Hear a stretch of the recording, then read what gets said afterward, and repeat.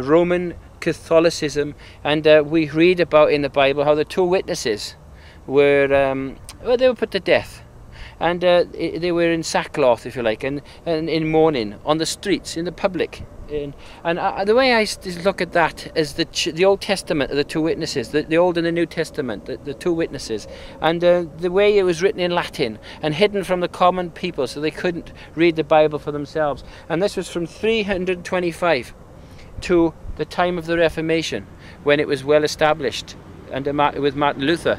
And the reason why I look at this is because we're told that there was a time, times and half a time, or 3.5 days, or 3.5 days prophetical is 1,260 days, because 3.5 days is also, we're told, 3.5 years. We read that in Revelation.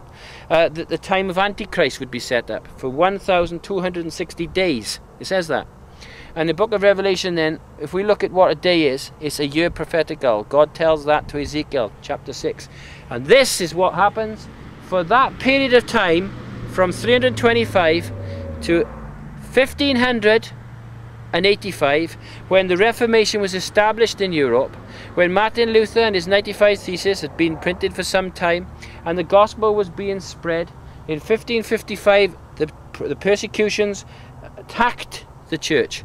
And we read about the church being attacked in Britain, for instance, by the Queen Mary, what they call them, the Bloody Mary, the fair and the foul, because she killed so many Protestants.